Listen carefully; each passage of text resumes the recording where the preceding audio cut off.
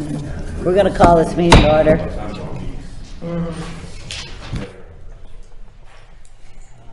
Roll call. Carla here. Jerry here. Karen here. Kathy here. John here. And Larry's gone. Okay, consented. Oh, do I have a motion to pass the agenda? Approve the agenda. I'll make a motion to approve the agenda. I'll second. Carla, aye. Jerry, aye. Karen, aye. Kathy, aye. John, aye. Motion to approve the consent agenda. I'll make a motion to approve the consent agenda. I'll second. Carla, aye. Jerry, aye. Karen, aye. Kathy, aye. John, aye.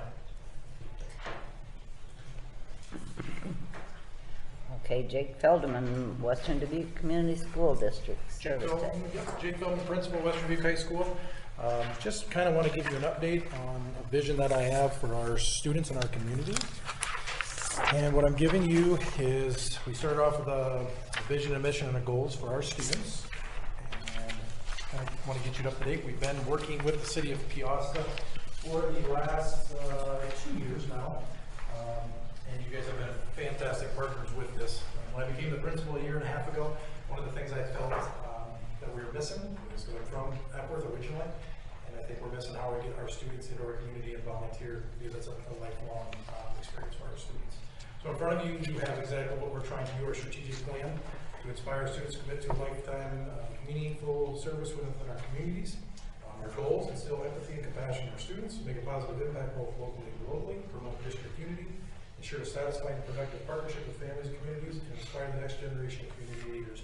I just think it's important that our students see us as adults, and then they go on to do the same concept. So last year, I think it was maybe April, end of April or May, we had our first service day as a district. Local Johnny's on the committee. We had all of our North End students, so elementary, middle school, and high school. All students went out, so we had about 2,500 students out in our community somehow doing some sort of projects.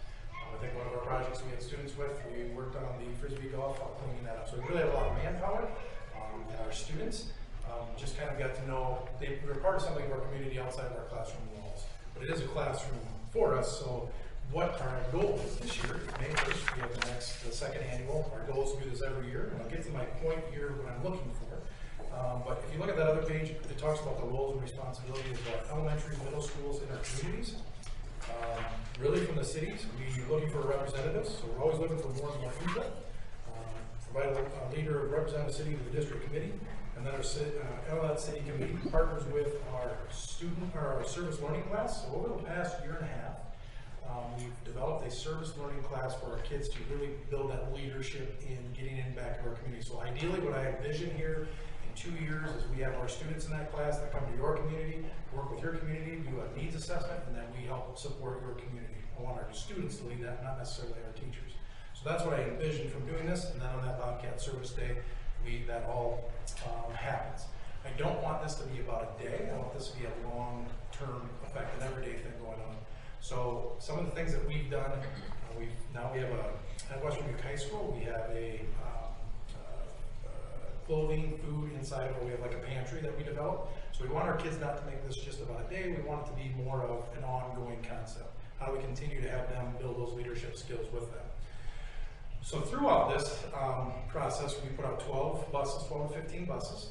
This costs to do these projects, so we have some in-house projects, such as we'll write letters to cross seas. We'll make blankets for our Humane Society. There's probably 12 to 15 different projects we have going on through our community. So we partner up with the elementary. We send kids over there. They work with them. I think you guys had all of your sidewalks all chalked. We're trying to inspire and be that growth mindset piece too. So there's lots and lots of things that go on. We have about a $6,000 cost that costs me every year to come out of my building budget. And what I'm asking for, something for you to consider, is it's something that we can build a partnership with each community to sustain this, and it goes on and on for down the road, so we can do this every year. Right now, we do a penny drive. So the schools do this penny drive. We raise maybe $2,200 and then we go out and look for money where it comes out of my building budget. So what I'm asking from you guys is to think about your budgets coming up for the next couple of years. Is this something that you can incorporate in your budget, $500 to $1,000 every year that we know we can do it? A lot of that offset is the transportation to get us to our communities. So I'm going to each community asking that. But I want you to realize the big impact that we're making, because I really want to continue to do this. $6,000 of my budget is probably about 8% of my budget just for this one day, but I think it's that important because it's a classroom. So I have that information in front of you on what our vision is. I'm not looking necessarily for an answer today. We are just putting that out to our community to see if there's anything out there that you could help support us with. Are there grants? Are there anything else out there you know as a city that we could apply for? We're looking for that, so again, I can make this an ongoing piece. We're also looking to continue. I'll be honest, Peosta is probably our best supporter as far as giving us projects and helping us get back to your community. We meet Friday as a group to look for all these projects. So we want this to be next year, a year from now, where you guys are saying, Jake, here's the 15 different projects, 20 different projects that we can come into your community and build that relationship with our students in our community too. Sorry, very fast, I understand that.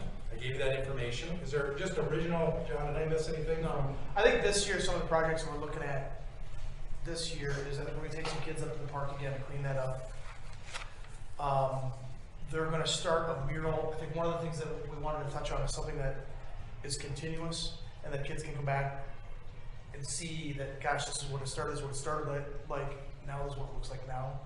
They're gonna start a mural downstairs and each year kind of add on to it. I think we talked about a free library over by the fire department. I know they're doing a bunch of stuff with the elementary kids. So our finance there is we're trying to do that penny drive, make this one big week concept that can help. You know, like last year we bought the food for the food pantries. Now the school is doing a food drive. All the schools will do a food drive the week before, so we don't have to pay for that food to fill our food pantry. Our goal there is to have to fill our need here, like Peosta, Appleworth, Farley, Dyersville, Louisiana, Worthington, all of them first, Logan and all of that. First, and then if we have we partner with Resources Unite, Josh Casper, who does a fantastic job building those connections and those projects for us. We actually do a smaller version just for the high school in the fall. It's just a day, but it's just high school students that we do the same partnership with Resources Unite, just at a smaller level. But that's what I'm looking for from you guys is to think about that, incorporating that in your building budget or your city budget. So it's I'm not coming to you every year. We're trying to continuously find money because I know our citizens, our businesses, we're asking as a school all the time for money, and I don't want to continue to hit the same people over and over, from the athletics to the fine arts to the FFA and all of them. We overdo our communities with that. Questions? If you do, let John know and let me know. We do meet Friday. Again, keep thinking of the projects and things that you have coming up for the next year, what you want to do. We have the manpower to help you. We can't do the electrical, the chainsaws, the things like that, but we can go from painting to cleaning to whatever, working with any community member that you want us to. All right, thank you. Thank you. Thank you. Do you need to have any discussion on this? Do you need to have any discussion on this, or as far as we want to? Didn't we talk about?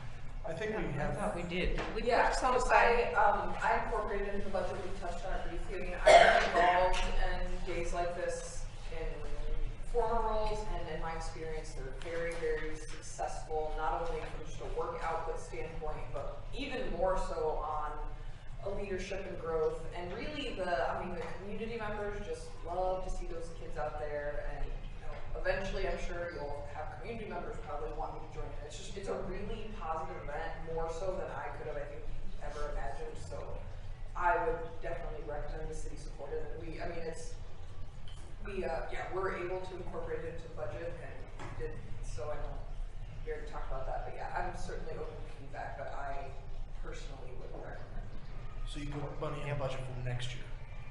Yeah, and I mean, we haven't done the budget amendment for this year, but I think we penciled in some room in there too for this year's event too. So it's a great, opportunity, I think, for just the city to step forward. And What are you thinking? What are you thinking in there? About 1,000? Was that what it was? that's what we put in. Yeah, for that's both. So So you want to do that again this year? Yep. That's fun, yeah. How about looking for grants? Is there anything out there that we can? yeah, I know I had some success in the past with some of like the higher education institutions around where I was now. I know that's a different area of the state, but I haven't taken the time to look into it, but I could certainly help see, I don't know if the, like, some of the colleges have some service type of grants down south. But, but yeah, that's certainly something I could look into. I haven't had time to, but any way we can help, I would absolutely offer that. Thank you. So do we need a motion for the, No, because. No, it's already done. Yeah, it's in the budget, but yeah, and it's, it's within. that's for next year, what about like for this year? No, No, she's got she's making this an year's, amendment to this. she'll amend it before the end of the. Got it. Yeah. Okay. No, we're good. Don't And I panic, appreciate you guys Doug. taking it on. No, it's logistically a heavy day, so It is- it's it is not interesting. easy to coordinate. And we'd ask you guys to come out on May 1st and see what our kids are doing in any community, but it's a really cool experience for our kids to see, because it's not been out there before. There's a school's coming to visit us to see how we do it, because it's from down in Davenport and Dubuque to say, how do you do this? Because it is very overwhelming, but it's well worth it. So I thank you. think the kids get something out of it, because I was up at the park all day, and there was all the high schoolers up there, and I bet you it took at least 3 hours before I saw one cell phone popped out of their pockets, which is usually They did. takes quicker than that. Some of them really had put in a day's work too, it wasn't, some of them really put in a day's work. They did, yep. They did. Okay, let's see what Dave Schofield has. I'm gonna let Karen or Kathleen start. Okay. Hi there, my name is Kathy Burns, as I said, and I'm with Northeast Iowa Community College. And I'll let Elena and Dave introduce themselves, because we're in partnership here today. I'm Elena Toberman, and I am Scoutmaster, District Commissioner, and I'm the director of this event for the Northeast Iowa Council, with the Boy Scouts. And I'm Dave Schofield, and I'm the Scoutmaster here in Peosta.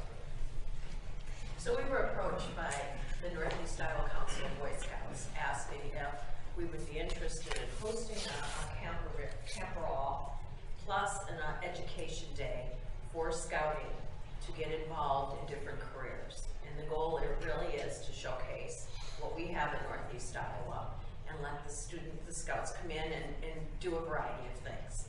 So on April 27th, it's a Saturday, we are going to have approximately about 600 scouts plus parents on our campus. So our purpose today is to give you that update and explain what's happening and make sure that the Peosta community is aware of what's happening and why we're doing what we're doing, and also we want to ensure the safety of the scouts and have any partnerships and have people working with us.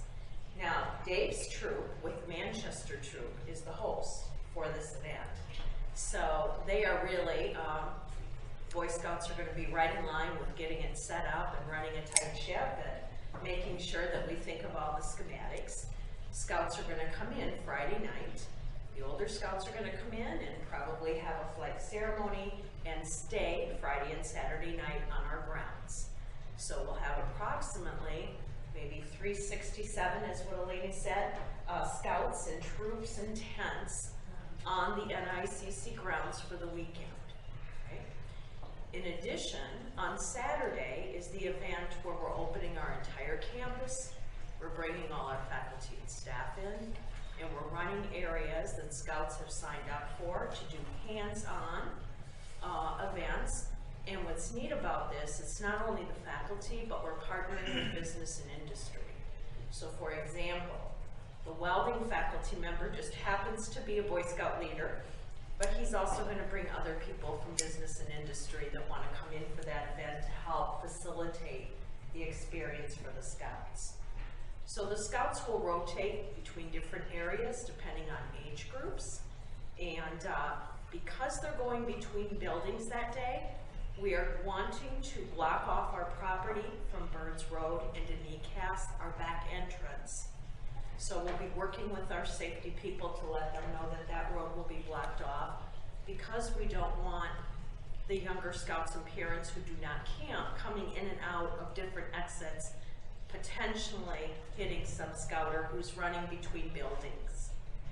So with that, there's a lot of exciting pieces that I'm going to let Dave and Elena specifically address some of the other points there, but we are just wanting to inform you. And also, I know the last meeting, we're reaching out to Safeway, also the Peosta businesses, to let them know the there's gonna be more people on campus, and then talking about food and some of the other partnerships. So I'll let you guys allude to that because you were at the last meeting. So yeah, so we're not asking for anything, but we wanted to let you know what was going to happen. So yeah, there's going to be probably about 600 scouts on the ground on Saturday. I'm guessing 350 to 400 will come in on Friday night. We call this a camp all. It's hosted by our council, and we do this every year. We move it around. Last year we did it in Prairie Sheen. The year before that we were in Manchester, where they cleaned the fairgrounds up and did repairs. We did Backbone Park, where we created new campgrounds. The year before that we did Makota Caves, and we cleaned out the caves and built new trails. We hope to do some service work out there at NICC and in the wetlands and things like that. What our plan is to bring the kids in through Fairway, by Fairway there, so we would block past Fairway. And then this road right here, we would block right off the birds. Nobody goes in and out that way at all. Everything would come in on that one side. The kids are going to camp in that low ground in the fenced-in area, where the silo and all that stuff is. They would prepare their own meals there. On Saturday, they'll be going in and out at NICC throughout the building for the different programs that they're having. The kids they have an opportunity to enroll in 8 different tracks, and they're all different. They could be technology, there's an agriculture, there's a healthcare, there's a whole variety of things that the kids will sign up for, and they'll rotate through. So they're going to be pretty busy and pretty occupied all the time. I don't anticipate much movement out of the NICC area. Security during the day is going to be handled by NICC. At night, we're going to handle that with the scouts. One of the rules we have in scouting is kids can't be alone with one adult, so you always have 2 adults. Most troops run with the idea that you have 2 adults for the first 10, and you got another adult for every 10 after that. So as far as having adults around, there's going to be a lot of adult supervision of the kids. My idea is they'll be pretty darn tired anyway Saturday night. They're not going to wander around. We're not going to let them wander around. And then there'll be a program, when the Cub Scouts come in on Saturday, they'll again will only go in through Fairway. No other entrance in, so we can control all that. Food is going to be up in NICC or at their campsites. I have reached out to the fire department to see if they want to do a fundraiser, burgers up in the parking lot. I haven't heard back yet, but I'm trying to look for ways to, if the city wants to be involved or incorporate this. There is a photography section, and I'm working with the Telegraph Herald to run that part of the program. A lot of the management and the Telegraph Herald are scouts, so they plan on bringing the drones out and doing pictures of Peosta and doing articles about this event and the city of Peosta. So I think there's a great opportunity for them, some exposure out there. The only thing I worry about is Dairy Queen. Because you got all these boys up here, there's Dairy Queen across the street, and there's a Subway across the street. And so kids are going to have money in their pocket, and they're going to want to go there. I'm hesitant to let them do that, but on the other hand, I'm hesitant not to let them go support our local businesses. So if there's anything I need, it might be management of that road. But other than that, did I miss anything? Or? Nope, we're looking at 400 Boy Scouts and about 160 Cub Scouts, but with every Cub Scout comes a parent. Yeah, Cub Scouts. When they're that young, they have to bring a parent with them, so you gain about 320 with those. That'll come in on the day Saturday. Where will we be parking at? NICC's lots. We'll park the trailers on the side lot, toward Bird side, and then all the cars will be parking up by that. Like you cast there. Yeah, And there. then Casson in the And then anybody that comes in just for the day, we'll put them in the main lot. What's your time frame for that road blockage? Looking at 7 a.m. to 5 p.m. The event starts at 8. Well, I kind of like to block lock it at 5 o'clock Friday night and open it when we get everybody out Sunday morning by noon. And know that Sunday morning, they are up and gone like fast. There are crews that will be, and they have to, as soon as they pass inspection of their area, that everything's clean and they leave no trace and everything else, we clear them. They are rolling out 6:30, 7:30, 8 o'clock. A lot of them kids are getting home because if they've got to make their so many days of church for catechism and that, so they're getting home to get to church too. So they will be gone very quickly on Sunday morning. I'd rather have it blocked to have for safety then, so. Is that prom weekend? It's not gonna hurt I don't anything to go think it's around. Is that prom weekend? They did it for years. Where's I prom? do believe Prom it is is. here. Prom's here. Prom is here, Yeah. and is it April 27th? Jake, Rick, you're gonna be email for me after tonight, because I wanna know what prom was too. It's April 27th, I thought it was. And it's here at the community center? Yes, it's Yeah. here at the community. Oh, really? We won't have. Perfect. So you might need something more than just signs or something on the They intersection. have barricades up at NIC that, I mean, we'll barricade the roads, you won't be able to drive around. We could probably send out a notice too, so the residents know. Well, we'll do whatever is recommended. Well, we can put that on our Facebook page or our website. Yeah, right? Yeah, we want to notify everybody. Mr. Hafer too, since he's gonna have that many kids right next to him. Yeah, that's what I You think you'll notice reach out to that? Mr. Hafer. Yeah. Any other questions? We'd like to extend an invitation if you'd like to join us. Come to any areas. If you have any questions, you can please call me and we'll get you the answer through the school.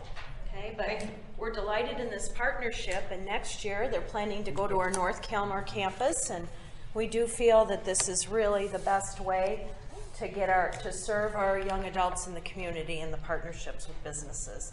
This makes a lot of sense, and we're so excited with this partnership. Could we get a card here too, please? Sure. What about the library? Is it open Saturday? It still will be open, and we'll have to determine, they'll come in the main entrance, and they still have that library parking there. So yes. And we'll direct our day parking, will be directed down around the side, because that's where they'll have to register. Yeah, a lot of the Cub Companies that Scout come in. stuff will be down around the back. So- Down by the So conference those center. people park there. The others, they'll be already parked. And that's part of what we'll use the host troops for. They'll help assist with the parking and making sure that, one, they're parking wisely and they're where we want them to be so that we leave those areas open. And Saturday evening, there will be a crossing over ceremony. I don't know if any of you have ever seen it, where the young Webelos and Cub Scouts cross over to join their troop. So that's kind of a cool ceremony, and this will be the first time. There's been some changes made nationally, so it's going to be a new, different program. So this will be the first time that one will be done, and that'll be Saturday evening, 5:30, 6 o'clock. That'll be coming out here. We'll have that set tomorrow when we have our next meeting. But you are absolutely welcome to come and see. There'll be a lot of parents and that come in to see their Webelos cross over and join the troop. So. Melanie, did you talk about the guard for the flag ceremony, the retirees? Have you guys gotten We've there? talked about it, but have you had a conversation with VFW yet? So we will invite them if they would like to do, for the younger kids, it's very, very cool for them to see a white glove ceremony. We've done them for a lot of the older kids have seen it. We do it at camp. The staff was trained to do one, but it's really, really impactful for the kids to see the VFW and see the veterans take part in that, and they're usually pretty excited about that. So we're gonna reach out and see if on Saturday morning they would do a flag ceremony with us.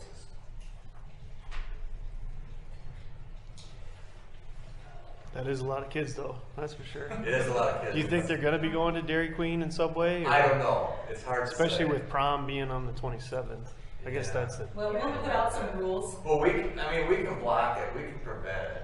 It's just, I think if they wanna go, they go in groups. There has to oh, be they'll travel in On herds, the that's for sure. weekends, there is traffic, but it's not as bad as what we would get when the industrial estate had Right. a shift change. So as long as they're being safe, they're using the rules of the roadway for pedestrians. I mean, they've got adult supervision with them. them. Where's the nearest crosswalk up there? Or is it Probably down- the safest down would be Burns? down a roundabout. Take them to the roundabout and then they Well, can my go thought from was there. make Is that it a cross true the crosswalk? If they took Birds and just walked down Birds and crossed at that end, at the crosswalk, you're at Birds and Peosta, that's where the nearest crosswalk would be for them to get up, and then maybe across the street. But Maybe direct them that route if you wanna go there. They ain't gonna do We it. can do No, this. they're gonna- They can tell them. We can tell them. We'll tell them. Kind of like water, the But fast we'll do a least leader's guide, resistance. so every troop in Packett's County will get a leader's guide, and we'll make sure that we clearly explain that in there as well, and then it'll be covered at the roundtables that we have in the north and the south, in the beginning of April as well. So we'll make sure that we hit on it there as well, we hit on the safety part of it. Yeah, there'll be some battle, and there'll be some that'll wanna take the shorter way, but with a little bit of persuasion and. Yeah, the problem with the shorter way is that you've got a 35 mile per hour that's Yeah. just going Yeah. down to a 25 mile per hour. So Yeah. the speed of those vehicles would be a concern. So that's, at that area. you said Birds and Piazzas where they need to cross? Right down Yeah, here. right down here. It's town corner. Right Oh, here. okay, okay. First is coming up. You turn your light on one of those kids the first time and they won't do it again. We'll have someone available. And really, the nights would be Friday and Saturday, because they're gonna be so busy on Saturday day. Right. And we're having base sales in the morning before noon. So they should be well fed throughout the day, but once the events end, that's when you'll have your wanderers and prom night. Yes. And Well, then kids we would not- set a time that they can't leave the campus anymore. I mean, we should We'll talk tell about that that and set a time, but we will around. set a time. We won't allow them out after dark, and there definitely will not be anybody out when prom is going or coming. Well, you have later. a nice fenced area that you'll be. Yes, camping they on, will be so- inside that fenced area. Porta And there'll be potties are in a there. guard on the fence. So we will have our own first aid staff right there at that gate, and we will also have staff right there, so they won't be able to wander. They usually do pretty good. We put up the Gaga pit and the 9 square games, and you could walk away for 3 days and they'll still be there as long as there's snacks nearby. So that helps a lot, and we'll use those will both be there. Sounds like good Sounds fun. good. Right. Should be good. I Thank think you you'll be very fine. much. Thank you. Right, Thanks thank for you. letting us. And somebody will notify Subway and Dairy Queen about this. Yes. We're meeting tomorrow, and we'll go through, and then we'll also be working with law enforcement. All right. Thank you. Sounds like fun. Thank you.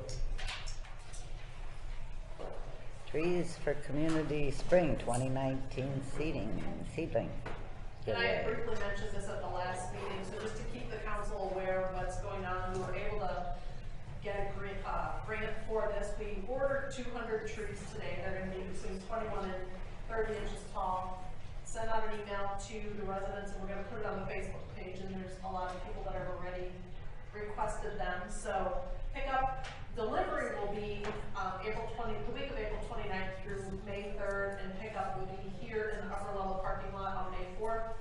Boy Scouts and West Dubuque Environmental Club will be assisting with the distribution, and we're gonna just have a list to make sure they're city residents, because the trees have to be planted within the city limits to make sure they're city residents. So we just have to put on their list, and what they requested, will be on that list. And then, we did reach out to NICC for the outdoor learning lab, and they were not able to use any trees because it would have done something with their ecosystem. So currently they weren't interested in that, but I don't think we're gonna have a problem getting rid of 200 trees. So. That's what I got on that. Okay. Community Center We'll update. talk about that. Anybody from the Community Center for anything? What's that? I'm sorry. No, Stacy had a conflict. She's actually at the Prairie League's Little League coaches organizational meetings, but because we're gonna be getting plenty of Stacy updates tomorrow night, I told her that she could just send her report. If you have any questions, you can fire away though. I know they were excited to get the used equipment from Dyersville. I know Public Works had been helping transport that, but yeah, we're just planning to talk more tomorrow about PCC in general. So Police monthly report. Do we get a police monthly report, or do we just? Sorry, I was thinking about Scott going ahead. Any questions on the report, police department? We're ready for it to warm up. Mm-hmm. Most of our traffic contacts were down because of the weather, and it ended up being more motorist assists and agency assists for cars in the ditch, waiting for tow trucks, that fun stuff with all the weather.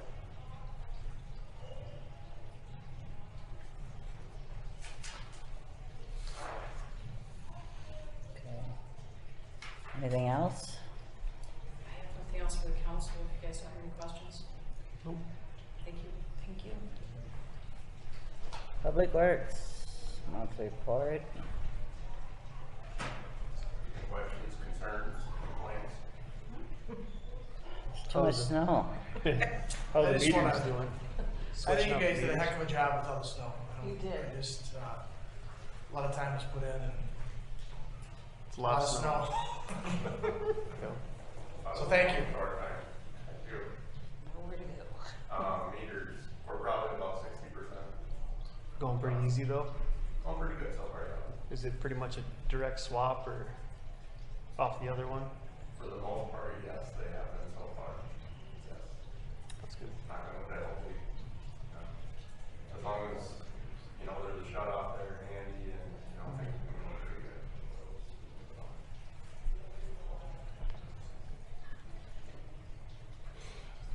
Okay.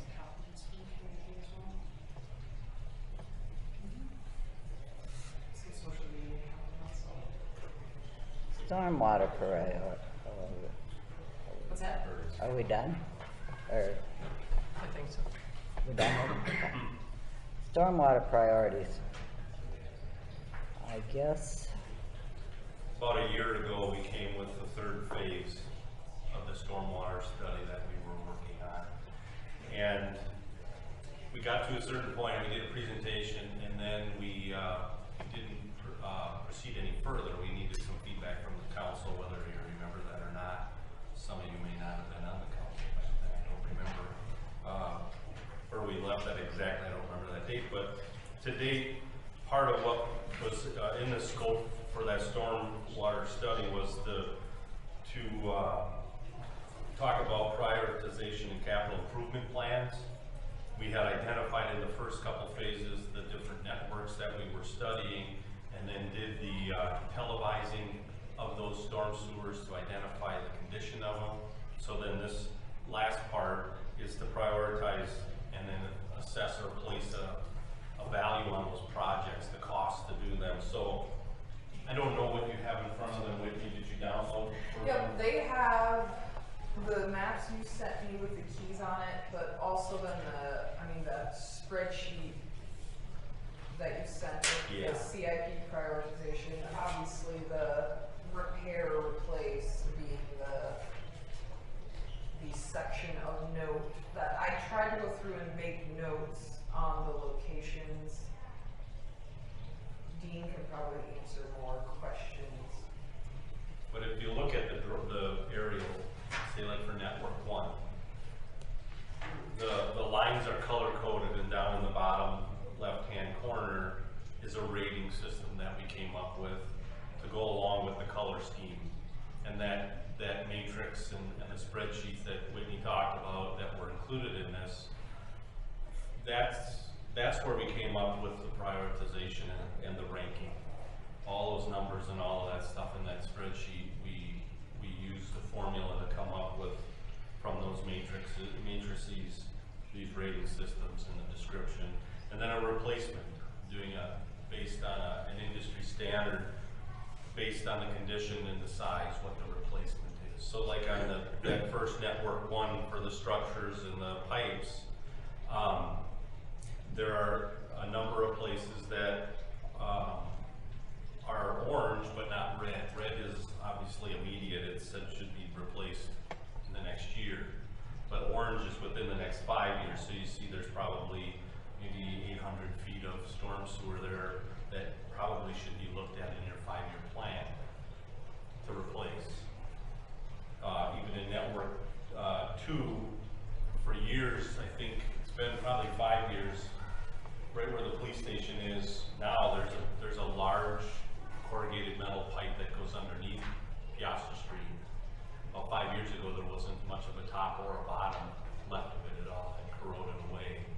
So obviously on that page, that's red. That's something that would be a little bit bigger effort because it's a main thoroughfare through town. So you're gonna have a lot of traffic. You're gonna have issues having to construct that and replace it. But it is in need of being replaced, so that's a red.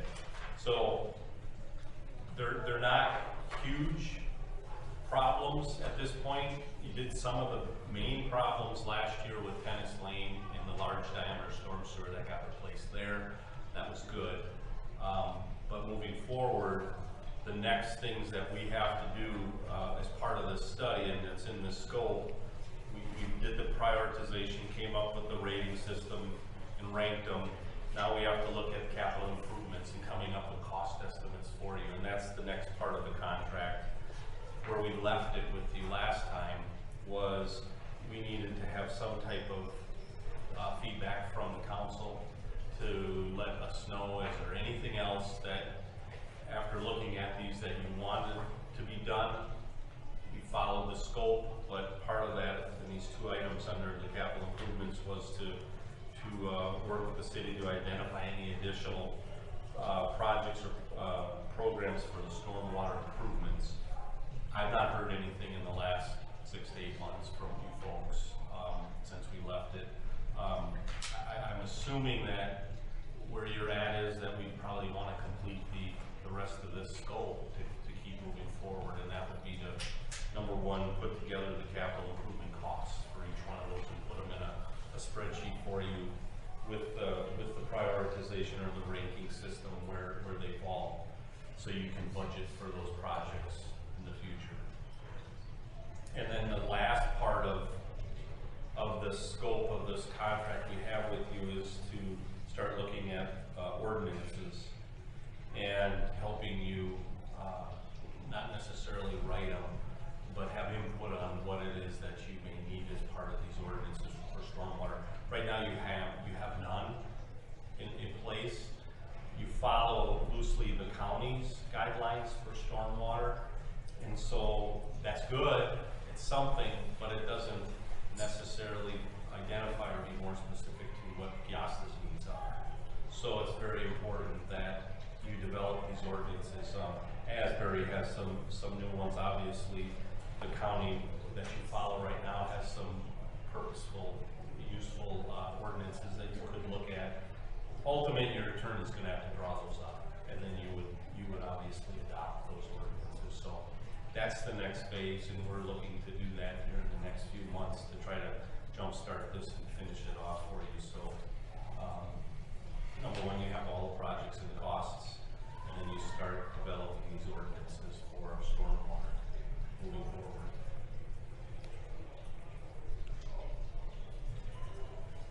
On Network 2, where it crosses Y21, that's the bad pipe. I always thought it was where it went underneath Birds before you get to that intersection.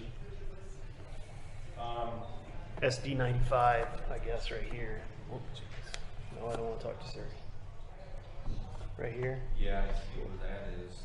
102, right here. 102 is the bad one. That's the corrugated bad one? Yeah, the other purple ones are the new ones that were put in as part of the utilities and that of the development. I believe Lenny J did that grading project. I think I'm pretty sure if you looked at the pavement up where SD 95 is, those are new catch basins. Is it? Yeah. And they only went so far, and then we stopped. Because of the way it was regraded on that land, there needed to be storm sewer work that was done. But yes, that 102 is, we were in it, it's big, and it's, the biggest concern that we have right now structurally is that there's so much truck traffic that go on that. There's no stability left in that pipe, that you could have subsidence collapse. You don't want that.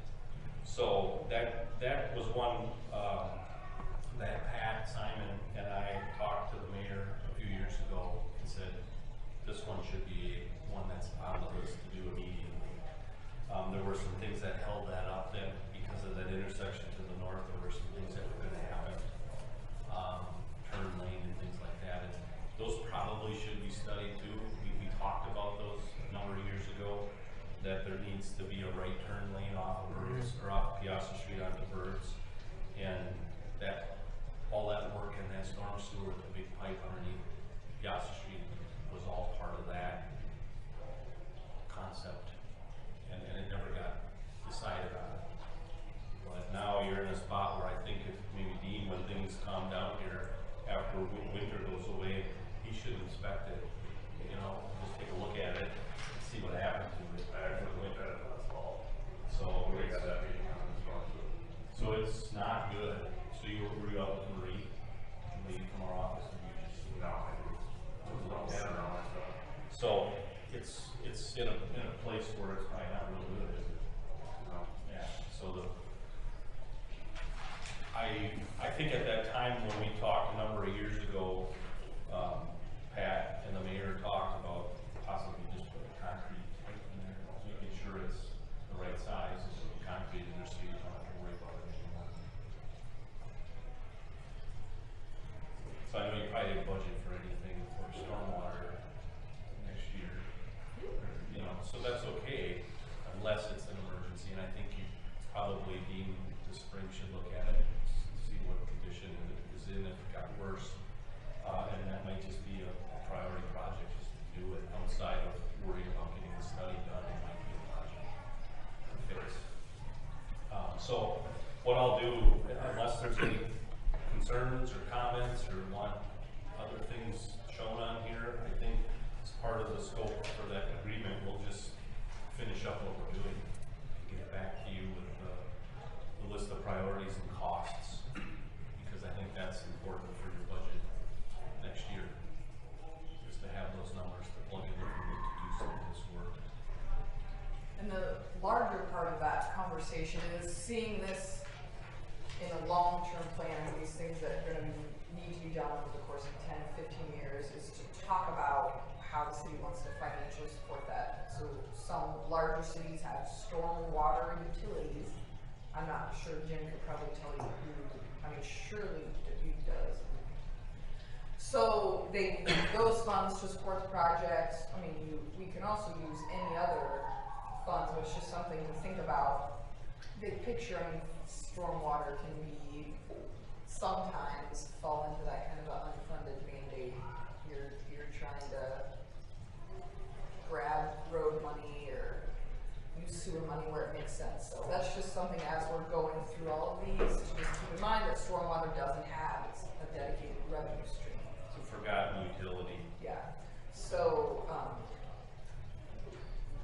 some cities make it a utility, formalize it. So that's something we can, if we're gonna adopt these ordinances related to stormwater, if that's the route the council wants to go, that would be the time to structure that utility and establish a fee associated with that. So, and we could have a lot more conversations and I can get some numbers and research in front of me, but it's just, but I think we're in a good spot, and we're proactive by having this information, but.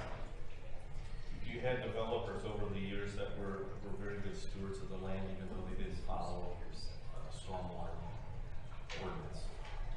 And, you know, just detention ponds that are pretty from the highway, they serve a purpose. And there was some thought put into that. Other areas, there was no rhyme or reason. And that's not uncommon when there isn't a plan. And so you just kind of make it work. And Whitney said, you're in a good spot. It's not as, actually there were, I think, 8 or 10 networks that we looked at, and these were the worst of the whole bunch that we looked at. So we identified 3 of the worst, and there aren't a lot of horrible things going on. There's some undersized pipes and some old pipes. But you're not looking at wholesale reconstruction of, $1 million worth of construction. You know, the pieces, smaller pieces, and very affordable to do. So you are in a halfway decent place. But there are things like the ordinance that are important as you develop and build out the community. It's very important to have stormwater ordinances, because you may not have always the good luck you've had in the past, where you've had people that cared, tried to do a good job at managing the runoff of the stormwater. Now, Jim, I know you said the the woman who started this study is no longer at IW, right? Is that Yeah, correct? she followed her husband to Madison and took a job in Madison.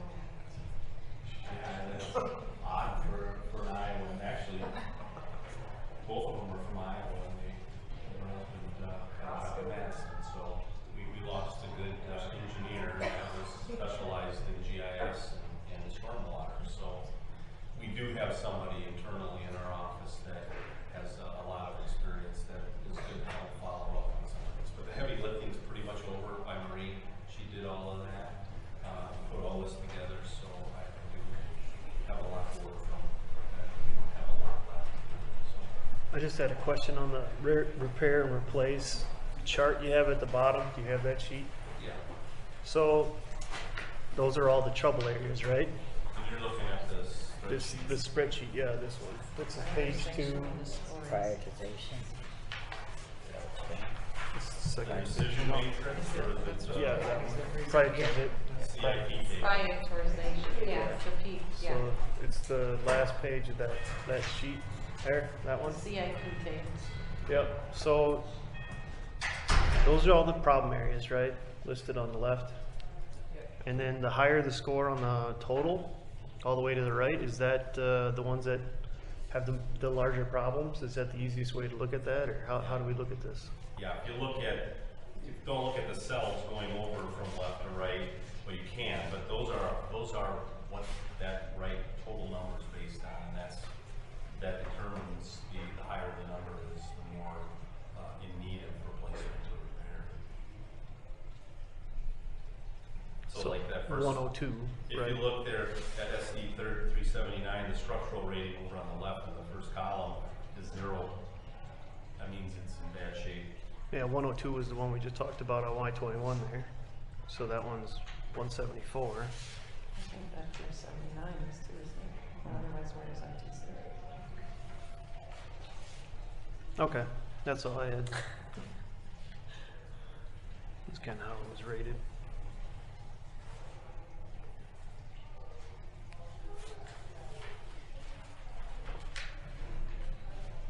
Yeah, 102's structural is higher because its rating is not so good, times 9 or whatever that factor is. Whereas the first one, the rating was 0, times 9 is 0. So structurally it was okay. It might have been an inferior diameter. So you kind of got to look at the cells going over to see what ultimately is. The bigger the number is, the more important it is to address.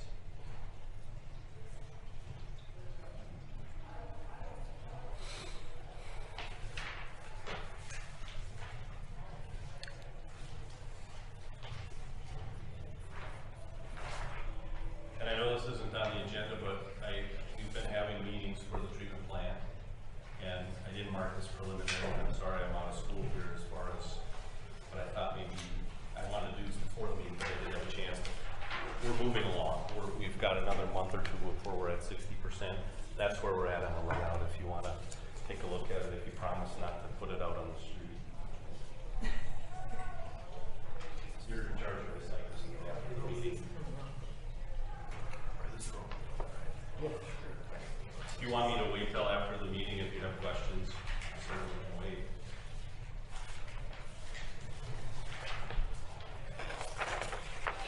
I don't know if you know, but Karen and Carla come to our meetings, and they're wastewater experts. So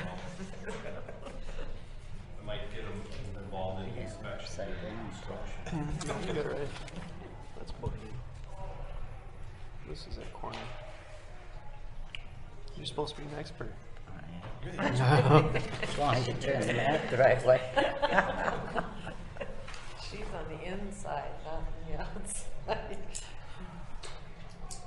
There's a lot of stuff going on, I guess is my point. I didn't mean to, it's not on the agenda, I'm sorry. That's right. Oh, you're fine. It's information. It's all right. That's on the other. I'm not a citizen, so I can't order the citizen. Something else that isn't on the agenda is, one question was Brady Street. How Does anyone know yet how much that needs to be widened?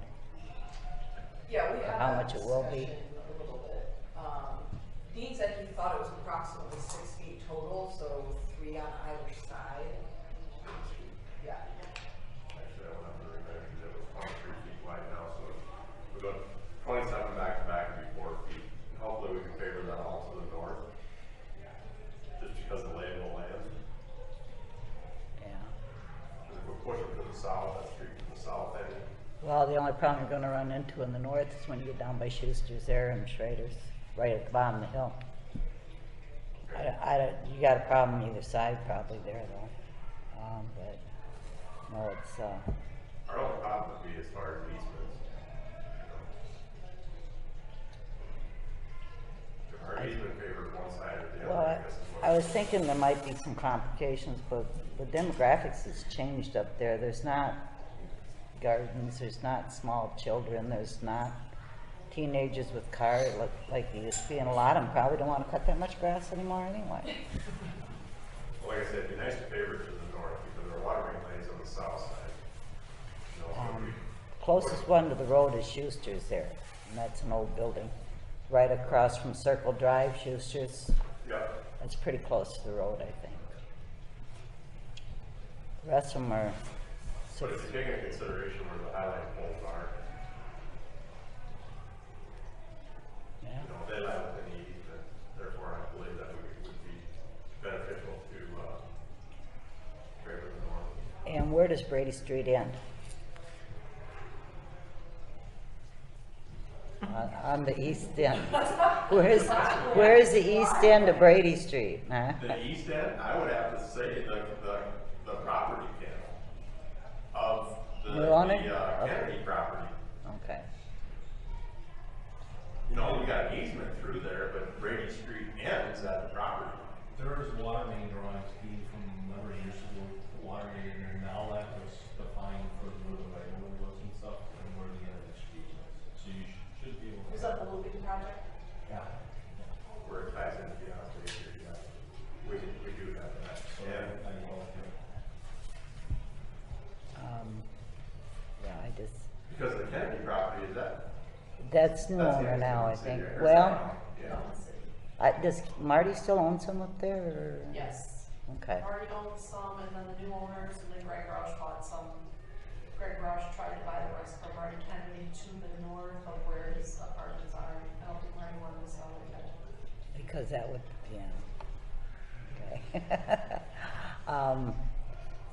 I think there's one guy on there that runs a business out of his home other than Dennis. Dennis, it isn't going to affect anyway. It's the one that lives in Schrader's house. Ricky Wagner. That or the one next to it. I'm not sure. He put up a big building in the back. Ricky Wagner. Okay. That's Wagner. But I got to thinking about it, and it's not. If you can find the water lines and watch out for the drain lines, you're in good shape, I think. I don't think there'll be what I thought there would. Most of them are gone. You know, that would have had a problem with it. So. Anyway, another one that wasn't on the agenda. No, that was on my list of things to discuss. Well, I So thought. if you have, before you leave, I'll give you the letter. Okay. See you next week. Thank you, Jim. Right, next week. Tip. All right, then we're done with Public Jake. Works. Thank you. Thank you. We're done with Public Works. TIF discussion. Okay. Yeah. So, as I mentioned at the last meeting, we will be amending the urban renewal plan. So I just want to make sure that everyone's clear on what will be coming in front of you when that urban renewal plan goes out for public hearing and that's held.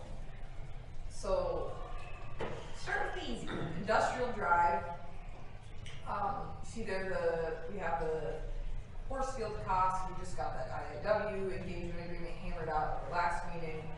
So we're looking at total cost around $300,000 $406,000. So our plan would be to, so this will be added as its own separate project. It's already within the TIF district. And we think it would be best to collect that increment to pay for the project over the next 4 to 6 years. I mean, I know I saw for a minute you guys have discussed prior about, you know, when you take money for TIF, then it negatively impacts the general fund. So that's just, we want to be careful of that, but also, I mean, we're going to have to cash flow this project. So Dorsey Whitney will provide us with an interfund loan agreement. So sewer has the most, A, sewer has the most cash, B, sewer is the reason this road is being constructed, at least for the interim, so we can get to the plan. So we will interfund loan from the sewer starting in the spring to start paying the bills to Horsfield.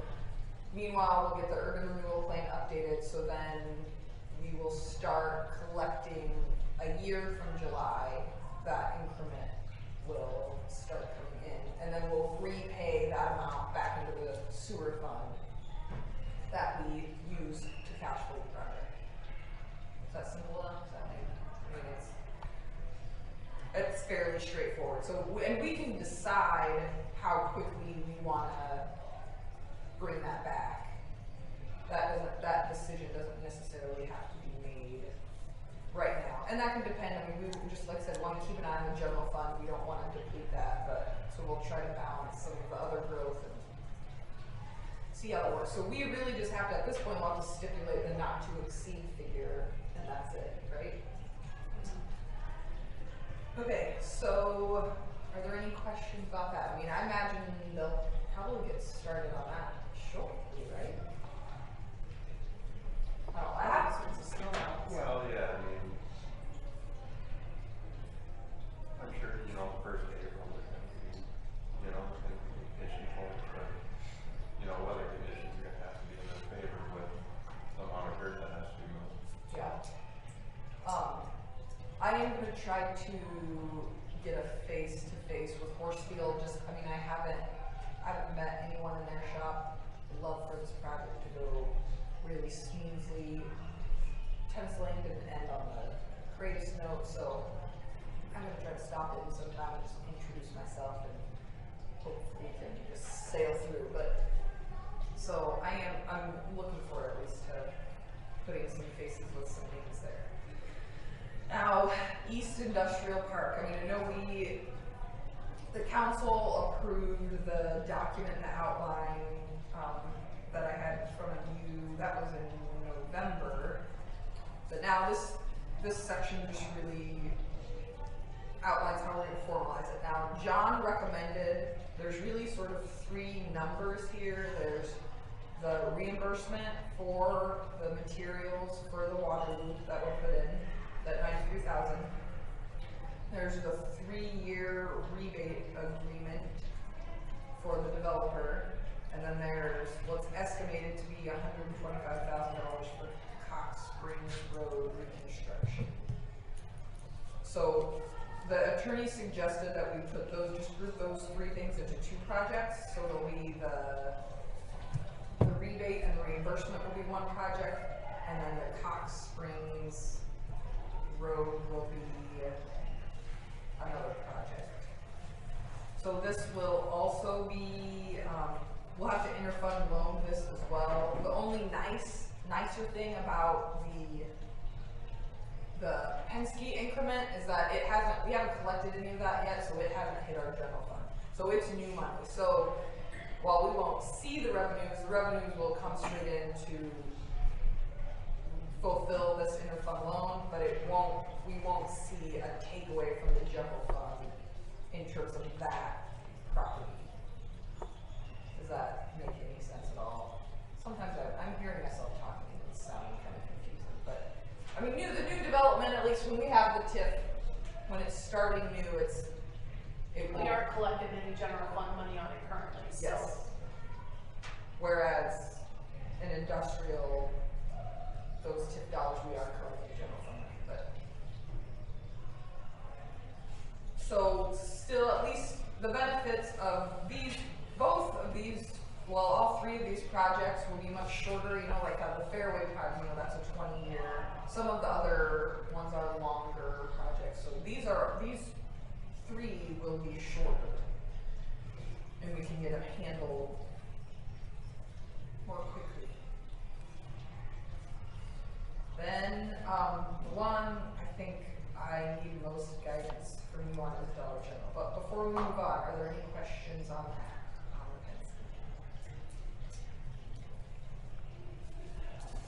So Hot what, Springs, oh, sorry. yeah, that's what I was gonna ask. Is that cost shared with the county? Yes, so or- that's what Anthony, the engineer, estimated to be our portion. Our portion it's less than half. I'm not sure how it's calculated, but that was a number straight out of his mouth.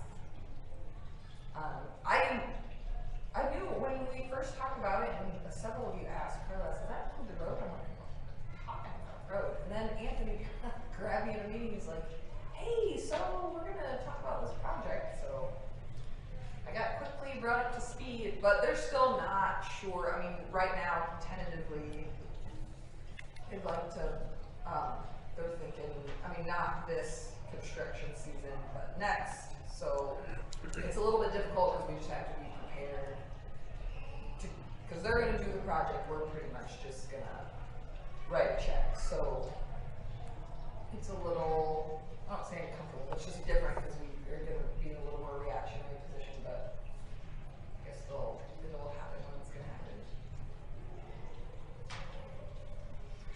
So then, Dollar General, the Dollar General space. I had one conversation, I had a conversation with Mary Jo, and then I had a conversation with the Dollar General, Coleman developer. Dollar General has kind of a strange business model. I mean, they farm out their, they use a lot of investment groups. So that's what I talked to, was this investment guy who's trying to make this deal happen. So we have two kind of shortfalls here. The dollars that are already in the ground in terms, because the development, the site's dig ready. So $320,000 is what it costs to develop that lot. So Dollar General, so their model is they'll pay $175, period, that's it. There's not negotiation room there. So Royal Oaks or AJ King has come down in price. So I think when it's all said and done, they're about $100,000 difference between what Dollar General is able to pay and what the seller is wanting to let it go for. Then the other issue is the covenants in that area, and Dollar General is hesitant to, they don't want to have a brick building because it costs, they're telling us it's going to cost them $100,000, so they really need help with that. I countered that the fact that the site is dig ready will save them money because they sent their proposals and their cost estimates, and there are some funds in there that they won't have to spend because the site is pretty well polished. But he was not following he wasn't following my reasoning. I mean, he understood what I was trying to say, but pushed back. So I just left it that I would get with the council and we would discuss some different options. So Karen and I were noodling some things back and forth. And I want to say too, though, this is very preliminary. This is all I sent him, but the issue is if we're going to pay the bond attorneys to update our urban renewal plan, we want to probably make sure this is in there unless you guys tell me differently. So, like I said with Industrial Drive, all we need to know is a not to exceed dollar. We wouldn't necessarily have to have any, like, the details of any agreement worked out, but if 6 months from now they come and they want to make a deal and the council says do it, we want to, if it's not in the plan, then we can't. Who's requesting the brick? The covenants for That Huh? area. the Royal Oaks Development covenants Oh, of that section. That's why. if they want to Farm build Bureau's there, they have to do brick. Brick. Yes. So, Is the land 300 and some, is that what you said? That, You wanted those 300. are the notes in the file, yeah, and that's what the information from Mary Jo, like 320 is that's just the cost of what like would acquire the land and put in the water, the sewer, that's what they're at for money in the ground right now. So, so we talked about, I guess I would love to utilize a development agreement if it's something that the council thinks is beneficial, and sort of us throw that tax increment back and then I think Dollar General and the developer can determine or split or have a back end agreement on who wants to get repaid for what. Because if we did, estimating the increment to be in between 13 and 15,000 annually. So we were looking at, it's going to be seven years, I believe. So 7 or, I think it was around that, 7 or 9. 7 years or 9 years, it was around like not to exceed $150,000 that would go back. And so really I think, I know there's more negotiating left to be done here, but I think if we can establish, the city can establish what we're willing to do, and what that number, we can move that up, down. I can make arguments either way on this. I think it'd be good for the community. I also don't, it's not like we desperately need it so that we need to bend backwards and, sell the farm for it, so. Is tax increment financing for urban renewal and job creation, or how is that doing? Well, it can be used for either. The code just specifies economic development. So any type of development qualifies. I had a really good meeting with GDDC, and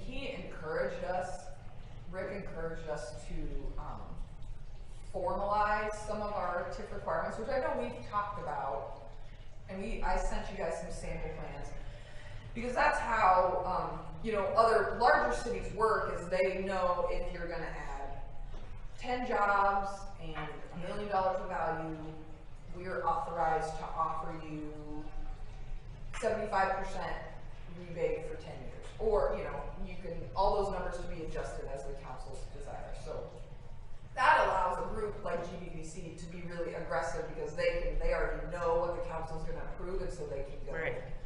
So that's, in this case, we just haven't gotten that far in the development of our policies.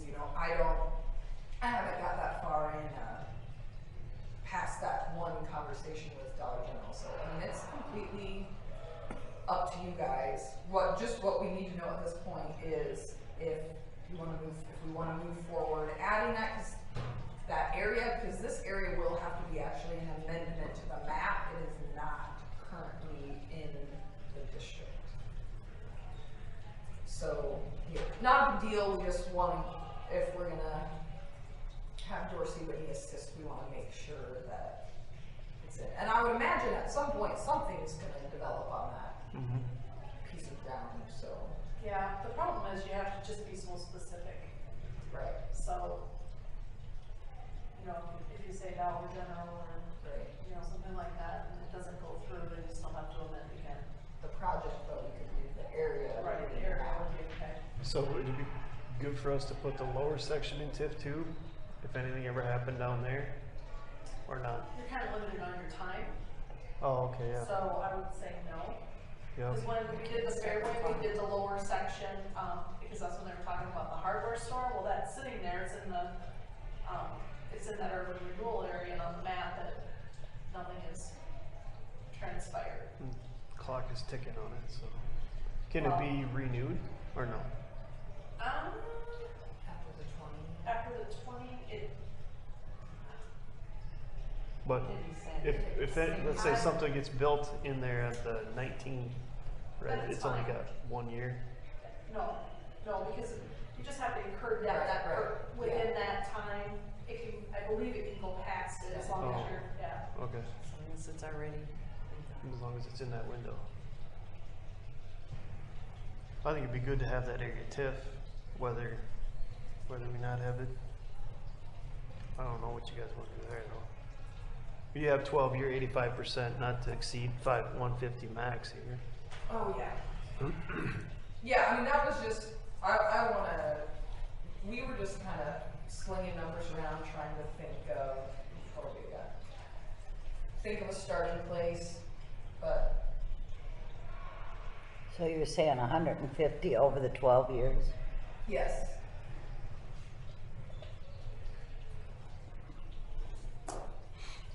And that's, you know, that's based on an estimate that we got from the assessor's office on what the value of that property would be. I personally think their estimate might be a little bit low, so I think it. Do we know? The 150 is the important part. However many years it took us to collect it, that could change based on. So the 150 is what they're looking for Right. between the two. If it takes it 13 years to collect though, then we'll get the 150, and if they collect 150 in 9 years, that's all they get. So that's the max. You're just setting the max. Yeah, and again, I mean, I'm totally anxious and open to your guys' thoughts or your thoughts, just because I haven't developed a great feel for the local economic environment, but I mean, I've been through, we recruited and brought a Dollar General to Montezuma. It was really positive in that situation. You know, Peosta has a lot more amenities, so it's not the same, but I do know that it kind of fills a gap, so that it is helpful in keeping people in town, you know, so like Fairway, I think may find the Dollar General beneficial because instead of me going to Walmart and then just going to Hy-Vee, I can get my totes at Dollar General and then I go to Fairway instead. So that's how it's viewed from a continuity economics perspective, but What's the setup in the Butte Rate one? that is There's a dollar, don't quote me on this, it's a Dollar Tree or a Dollar General? Dollar Tree in the same lot as Fairway on Asbury, but Dollar General is across the street from it too. Yep. yeah, I mean, that's the idea. They do, I mean, they have a little bit of overlap on some. What do they sell? What Do you they say? sell, what do they sell? A I little think bit they of sell I mean, do they milk, sell, don't They sell, like the Dollar Tree, It's only $1, right? but they don't sell milk. They pretty much got everything. Do they sell food in there? they do, they At have. Dollar Tree they do. At Dollar And at Dollar usually- General. Yeah, they have probably, all the stores are laid out pretty much the same. So the right side, they have almost, it's probably like 4 coolers, more of like an extended gas station Yeah. food layout. I would say and that probably like 3 aisles of mostly canned goods, chips, candy, stuff that's really good for you. And then the rest is pet food and set toast and towels and picture frames. Oh, okay. They have like 5 anything you could ever want. They only have 5, but they have. And I mean, they really are. They're working hard to try to shift their, you know, their image and their model. They're going into a lot of towns Peosta size, but. I've seen on the news they're taking some heat from competitor stores about the nutritional foods that they provide. So I could see them probably expanding maybe to a sort to offer that. How many employees But- are you planning on then? I don't know. See, that's, you know, the person I'm dealing with now he's just a deal maker and he's just an investment guy, so he's not. Can't imagine more than. I seriously, yeah, Yes. yeah. Yeah, I mean, he's trying to. Does Dyersville have one? Yes. Yes. Yes. And Cascade just And got. a new one. Monticello, Guttenberg. and probably Animals. Yeah, down I guess I like the concept, I guess. I right think on it's, the main street you there. know, something there. It's gonna fill a little void. Yeah, As long it's as it only doesn't been take within the last stuff It's year. away there, from but you're Fairway. not taking you're not talking high-paying jobs. No. I mean, you'd be lucky if you're talking 1 or 2 full-time people, and the rest are gonna be part-time. And if you look at Casey's and, Dairy Queen and those, they're having a hard time getting help right now. Because those are not, great paying jobs, It's are a little they? bit of a different environment at a gas station than I think it would be at a convenience store. It's not true. I can fall on both ends of the spectrum with the Dollar General. On the law enforcement side, I had the issues of, potential thefts and things like that. They're not highly staffed. And so I can see issues with that. And then I can see the benefits because we do have lower income families that would benefit right in that area within walking distance. And we have other people in the community that would benefit from it as well. So. I agree, it's a convenience. It is a good convenience. Yeah. But College kids. as far as, College right there. You're right, because you run to Hy-Vee or run to Walmart. I do my darndest to make sure I do my shopping out here, but it's so much easier if you're right there just to finish everything Get there it all right there. done at one spot. Yeah, and then you might go to Happy Joe's and drop $50 there instead of One pizza. So if we just put in 150 max and see where it lays, I guess. Yeah, I guess I feel like I feel like that is pretty generous of the city, and I feel like it's not stretching. And again, it would be new money coming in, so it wouldn't, we would get the 15% when it starts coming in, and then after the 12 years, it would hit full valuation. So I think it's prudent to at least test it out. I hesitate to Turn that use into. TIF on, Yeah. on retail businesses. I still don't know if that's the direction we should take. Why is that? Because retail will come on its own. These aren't the big paying jobs with the benefits that we always use TIF for. That's I why mean, I was I questioning haven't it. really got a problem with Dollar General, the store itself, the business. But And our it seems TIF like money every one of them is to give tries it. jobs to support a family, Right.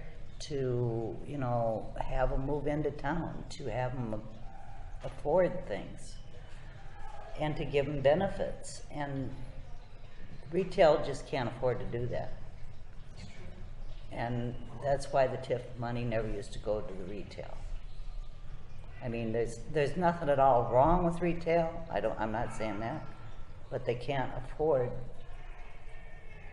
the kind of positions that we use our TIF for, or always Are we have. looking at That it we to, should be probably using. Are we looking at it to bring businesses in to support families, which the jobs are great and it's wonderful? Or are we also looking at another side of it as we're giving the citizens that are currently here another benefit? Well, a retail operation, if the citizens need it, usually the retail will come. Will respond to the need. I mean, if you've got businesses that provide a living for a family, and you have the concentration of people, the retail will come. It might come a little slower. It may not be as upper end as what someone would like for the building or whatever, but it will come. And I mean, if we can't bring a job to town that'll provide provide for a family, I just don't know, if we should be using our TIF. We TIF Fairway though, right? Yeah, that As was gonna be my opposed to question. that too. Yeah, I mean, it's like, I guess job-wise, it's probably a little bit under Fairway, but it can't be much. Well, some grocery store would have come. It was time. Hey, I'm glad. I love it, Glad but that some it grocery was store made. would have come. But it has to be a reasonably priced grocery store because to be it's too convenient. Because when we we were Oh my talking God, about yeah, farmers Walmart's market. 10 minutes down the road, so. Right, Yeah. so like if originally when they were talking about a brother's market or something like that, that would be more expensive, when you're feeding a family, you can't afford to shop there, you have to have, and Fairway's fantastic. And if it would have been here when my kids were growing up, I only shop there now, but, you know, it would have been so. Fairway's got a lot more to offer their employees than what a Absolutely. brother's market is telling that. And they're full-time. I mean, they're good for kids and families Employees are and making stuff. good money. I was gonna say, I think They treat their employees they got a well. pretty good benefit package. I mean, they, I've got no complaint with them. My problem with them and TIF is it's a retail operation. But we did TIF to get them in town. Same thing with this. It's one of our tools we can use to get businesses to come Yeah, into I town. mean, because we are uniquely positioned in that we're a smaller community, but as favorably as we are positioned to the view, because the market is stiffer, so like, you know, $320,000 for a lot, that's not what they're used to paying. I mean, there are the covenants, they've probably never run into that before. That's the only, I mean, it is just a little different. I don't disagree with what you're saying. I mean, yeah, traditionally you're focused your TIF on retail, but I think it also can be used to just precision recruit. For example, I know communities, you know, they did assessments and they needed a bakery. All the residents wanted a bakery. They wanted it, they needed it. Not something you would normally ever use TIF for. They used it just specifically because their downtown needed it and was screaming for it, and so they used it to make a deal happen. So I think you guys can, there's definitely justification for whichever way you want to go. Is there a request for Dollar General from the residents? I mean, is that what they're looking for here? Yeah, you guys would have to answer that. I'm Everybody I talk to, new girl. they're excited about it, I so. don't have a problem with Dollar General at all if they No. want to come in, but I don't. I think it does fit that void of what Fairway can't or does not provide. And Fairway is closed one day out of 7. I mean, I think it's good. It affords me to do my grocery shopping on other days. It never fails that I need sour cream and a bag of shredded cheese on Sunday afternoon, though. Would they have that? Yes. Yes.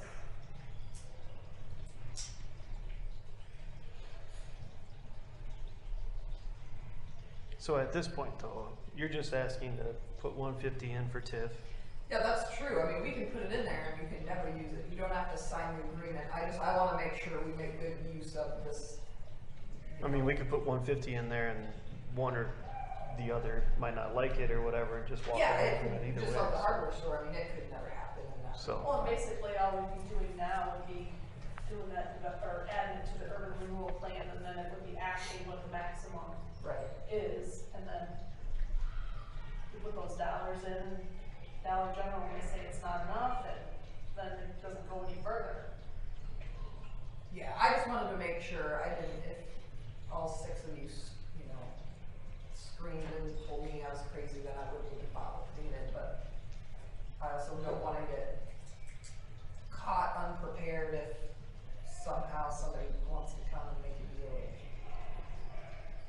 I think if that's the amount they're looking for and we can work it out to figure, you know, not to exceed 12 years or whatever, I think I'm okay with it.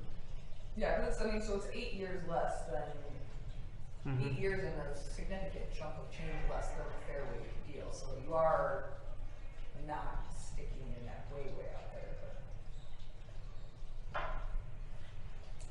but yeah, this.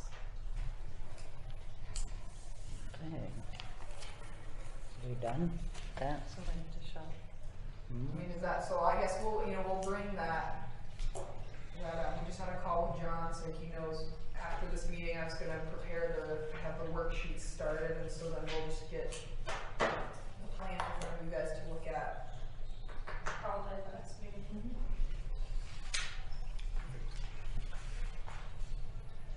So the last piece of this though is the Bird's property, is the X factor. So I told you in my email, they had emailed and wanted to get together last week. I was out of the office. told them I was willing, the days I was willing and able to meet. I haven't heard back from them yet, but I just wanted to touch base with you guys again, because I'm not sure, I mean, I don't have a lot of other information to share with them. Really what it comes down to is, if the council wants to purchase this ground, that's certainly now, but probably at any point, it just comes down to the fact that it will be a property tax increase. I mean, because we will have to borrow the money for it, so it will be a debt, which will be repaid through the debt service. Now, how much of an increase? Those are all numbers we can monkey with. Northland can, we can jimmy with all of that to make sure it's something everybody's comfortable with. But I think that's, I keep getting asked by lots of different people where we are, and we're really kind of now just at that point where it's just a matter of determining what you guys feel is best for the city. Did you say there was gonna have to be an election if you went forward with it? Well, yeah, so because purchasing ground is not essential, it's not an essential purpose, it's called non-essential or general purpose, then if it's over $400,000 immediate, we have to have a referendum voted. If it's under $400,000 and we do it, and it also depends on the type of loan, but this is how it would work for us, is we can do a reverse referendum, which is where we publish that we're going to do this, we have a hearing, we'll have the public know it's a reverse referendum, and then we have to receive a petition with over 30 signatures to force it to a vote. Now, we've talked about the public's supportive of recreation and parks. I don't know that it's, I don't know what your guys' feelings are on that. Again, that's something I wish I'd been here for a few years. I would have a better pulse on things. I just don't know. So it's not, votes aren't always a negative thing, but it is a thing. You have to, it's a special election, and we have to kind of spend time and resources to make sure you get your yes voters out there again. I don't know that it would be a difficult sell, but what, It might be, depending on when it's gonna be developed. I mean, if Right. you're gonna buy a piece of property and leave it sit there for yeah, I mean, 10, it's just, 15 years, it would be that's a lot of stuff, right? So, How much was the purchase of the land again? so it was right around like the 30 acres, was at 450. But I guess my argument is that, and Dean and I have talked about this, those 3 acres, well, we need to get under $400,000 for the land purchase, because, so then we could at least, we could utilize the reverse referendum, which is just a smart use of resources. So those 3 acres for the detention, the city shouldn't be paying. We're not gonna buy this from you so that you can use it to benefit your property. So Right. it's already enough of a, it's already, we already would be proposed that we build it, pay for it to be built. So at a minimum, we shouldn't be paying for those 3 acres because we will, they won't use it. So that at least gets that. So then we're at 405. So we would just have to do a little bit more negotiation to make sure we can hit that. So then, and then you could borrow the money for the infrastructure, and that does not have to be voted because infrastructure is essential corporate purpose. So Infrastructure for, to run the water and sewer through that ground. But we were just gonna pay for the pipe and stuff, right? We were just gonna pay for it? We weren't actually gonna run it? Well, we didn't really. It was more expensive if you had them do it. We didn't really get that far into it, did we? Well, yeah, I mean, we have the quote, but that was for everything, right? Correct. Yep. and what was the cost on that again? It was, I have 6 or 7, must it be?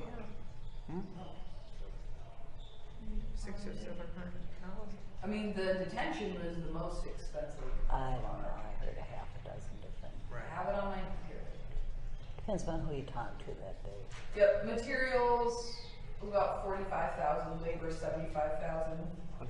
Detention basin estimated 130. Oh, jeez.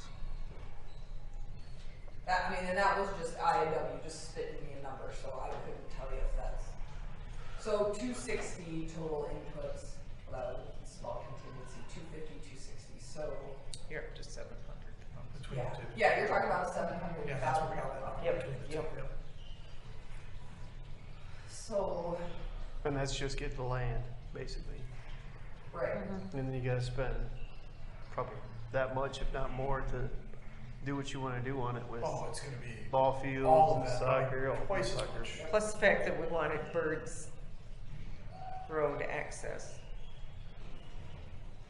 Well, I don't think they decided they wanted to go that route. There was no access off Bird's Road when we Well, I got. think I thought when we met with them that day here, they said that they would get us access. Only Right. we put the street Yeah, in. we'd have to Right. put the street in it to get it down To there. their property. I don't know. The more and more we dig into this, the more and more it's just not going towards the city, not in our favor, you know, with all the totals and everything. And we can't ever get a straight answer. That's what really kicks it. Yeah, I mean, I just, And if you're just purchasing a landlocked piece of property with no immediate plans. But we really, what's the value in us as a city to put all the infrastructure in? When no other developer's ever done that for the city, so. right, and that's I the don't- issue, I don't is I get think last I talked to them, they're just, the daycare is, I think, the most immediate feedback they're getting, or the developer or purchaser that they have first in line. And so they really just want the infrastructure to there. But obviously for us, we need to handle this as one big annexation agreement. You know, we're certainly not gonna put anything in until it's part of the city, and you know, they're likely not going to, you know, they may not want to agree to annexation until they've sorted out an XYZ that they would like. So there's not really a way to piece it out to just let that daycare pop up. Because the sewer has to come from the south. You know, it said, They have to put the complete infrastructure in for the daycare. That the city was willing to provide if it took place. If we didn't purchase the property, how is that gonna work? Is that what you're saying? If the deal went through? well, that's what, I mean, I think the last couple times I've talked to them, they're just mostly concerned about this daycare. Is there any way we can get this daycare going, because all these other negotiations are taking so long? But there isn't really, because there's no way to hook the daycare into sewer anywhere else. It has to come all the way through, so we have to put the whole shebang in. And is that up to us, or is that up to them as they Well, develop? they want that to be up to us. Well, of course they do, but I'm asking Right, yeah. who no, I it mean, should be. But It should be because it's them. not annexed in, that's what makes it difficult. Like, we're not gonna allow them to hook into city sewer until they annex. Right, but they were talking about a septic. Well, then. So we have weren't to- we going to prevent that from? Right, so They're gonna have to plat it, and the city council We'll see that. will see the plat because it's within 2 miles. And we can deny that? It's in the city, basically. Yeah, we- and they would have to, I mean, they have the plat process, and then they also have, like, to apply for a Rezoning. septic, and it has to be rezoned appropriately. It'd be very tough for them to get that passed with the county. I don't think Put the a- county would. Put a septic in. Oh, yeah, that's what you were For a saying, yeah. daycare, the Yeah. volume of water and waste that they're gonna be putting through that, the chances of that ever happening is gonna be very minimal. They're right across the street So from the back city. at them, if right? they want that daycare, City's all the way around. they're gonna have to. They don't wanna have to do any of this infrastructure, that's the thing, and they're gonna have to. But Right. we're eventually gonna have to run that either way, though. Well, you run it to the property line, which is what we've done for every other. I mean, basically, To the it's right property there. line. Yeah, isn't we've it? done it for Property everybody line, else. And then it's up to the developer to get it, to run it throughout the Right. property, then they collect whatever it costs to run the infrastructure when they sell the lots. Mhm. See, right now, I think we're at this stage where I don't feel comfortable personally saying we'll put X amount of dollars down on something that isn't, it's still fluid, like, you know, these are just lines on paper. You know, I don't feel comfortable with that, especially when it's $400,000 or $700,000 with the city. Those lines are moving on that piece of paper too. Yeah, yeah, absolutely. Everything I mean, is in if they there. get their ducks in a row and they have, you know, this and everything else more plotted out and more physical, actually drawn out, then they can come to us with solid numbers versus us having to do all the infrastructure. Then I'd entertain it, but I don't, right now, I just don't feel comfortable doing it. I mean, I like the idea of the park over there. I think the land is perfect for it. Mm-hmm. But you're right, I don't feel comfortable spending $700,000-$800,000 or agreeing to do that. We don't even know what truly we're getting and what we're not getting. And we're setting precedents, Right. For future developments as well with infrastructure that I don't think we want to do. If they wanted the city to provide them with sewer and water, technically, to the property line would only be about 200 feet. To the property line. It's It not has to really be that big of a annexed, problem, all is of it? that. Right. And that's where they're fighting. No, that's what we typically do anyway, so I'm fine with that, right? Yeah, That's what we do for where all the other water- developers. Water main cuts across, Mm-hmm. the versus force the city to move. If they've got a buyer and a business going in, I don't know why we couldn't run it to them.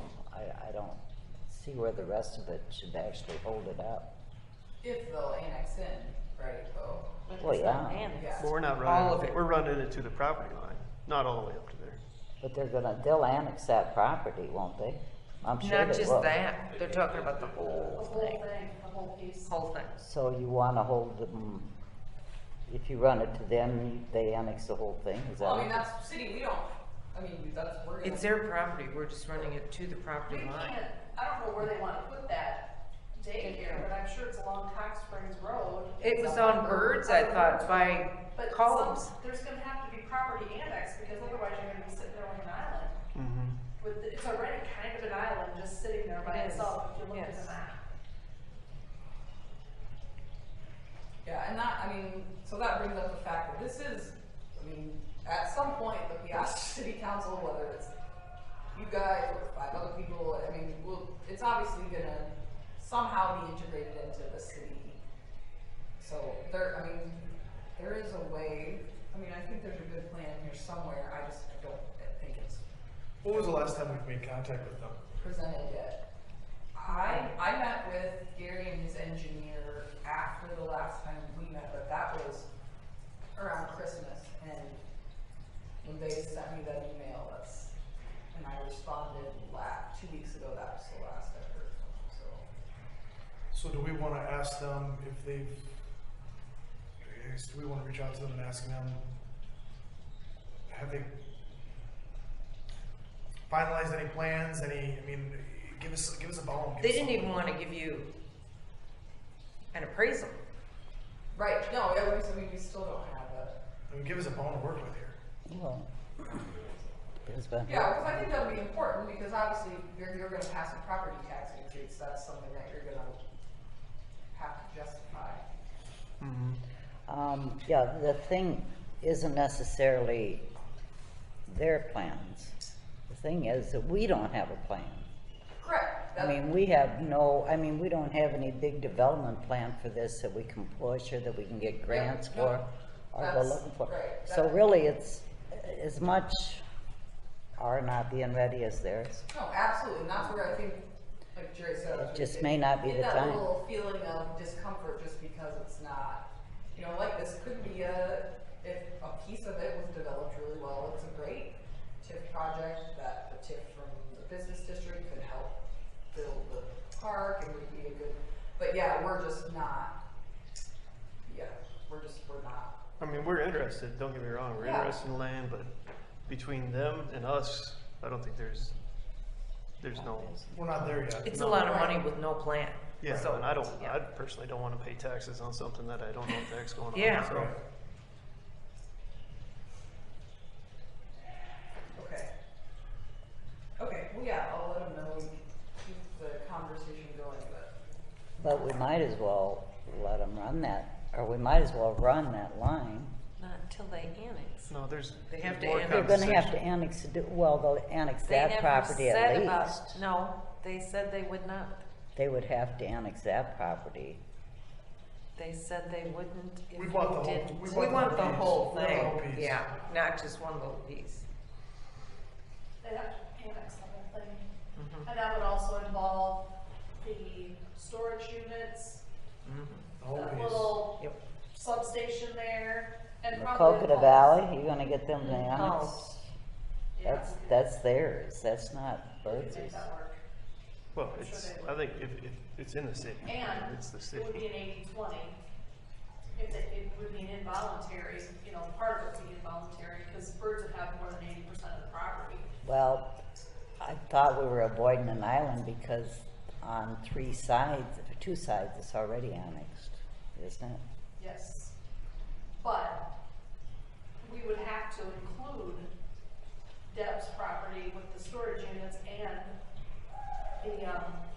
Substation. the substation, because otherwise that would be an island. Either way, eventually, we're gonna have to run utilities up that road. Yeah, I mean, absolutely that ground's gonna be developed somehow, some way, we just definitely wanna make sure Well, that it's done. and- Hopefully they develop it and they can run it. We'll get it to it, but just like everybody else that's ever developed in town, they can take care of it. The problem with running it now, if you're undecided on the property of 30 acres, You don't wanna run that from the the top city's or the bottom. considering purchasing, if you're running that line, that main and that sewer and water main, it may never benefit the 30 acres of property that the city ever purchases. So the only thing it's ever gonna benefit would be whatever lots that they're gonna develop there.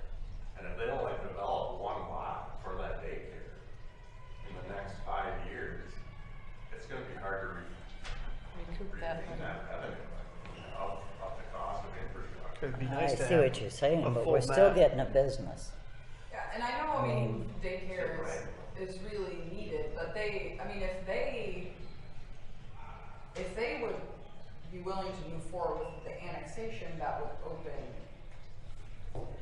some options, but, I mean, just everybody's Maybe they holding the will. cards and so. Yeah, I guess Because that's then, what I your mean, fortune was then. right, when they annex, at least, I mean, then instantly we're gaining tax revenue. And you'd be getting utility users, but, right, trying to make it all go at once, including the purchase of the land, is a little. Kind of a master plan and annexation is what we're looking for, really. Yeah, really, ideally, from a legal perspective, there would be an annexation agreement and everything that The city was gonna do. the city is gonna do, that the birds are gonna do, the purchase, everything would be listed in there. I mean, Mm. that's ideal, and that's just what we're not quite ready to. Well, they're always like this, you know, it's never, we're not ever at the same level, so. That's what makes me feel uncomfortable. But, Does it make sense to get them in the same room again? Or is it, we're just that far apart yet? I don't necessarily think we're that far apart, it's just, it's the timing that's, the timing is probably the only thing I think that we're that far apart on. They want it done now, and we Right. don't have. Because when we talk the price for land, it's not really outrageous, I mean, give or take 50,000, you know, it's not, it's just the, right, there's no master plan, and so it's really not prudent, not advisable for a city to move forward. You all have to go to coffee time and to your place of work, and they'll ask you what your $700,000 was bought in. We don't have it. I've no doubt in the end, 20 years from now, it could all be worked out favorably, but there would be, it's generally not how we like to conduct business, just sort of buy stuff and hope we can figure out something really cool with it later. Taxpayers don't love that. And since we're all taxpayers. mhm. Okay, we got anything else? I'll reach out to them and see what they're. If they firmed anything up, I mean, Yep, yeah, see, I mean, if they wanna get together, I think it's good to keep conversation going, where it's located, it's gonna be an important part. Because ultimately, it's them driving the bus. They Yep. want to get this business in there, so Yep. ball's in their court. They just gotta communicate better with us and put a plan together. I mean, it's not that we're not listening, it's just that, Yeah, that's We have what I nothing mean, to I listen don't. to. well, it's confusing at best right now, so. And some of the stuff we don't like to hear, the infrastructure portion.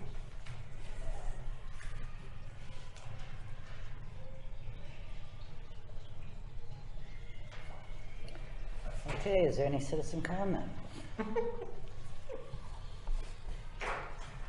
My only other question is on the Brady Deerwood project. It kind of came about quickly, obviously, the planning's lacking a little bit just because of the time I've been here.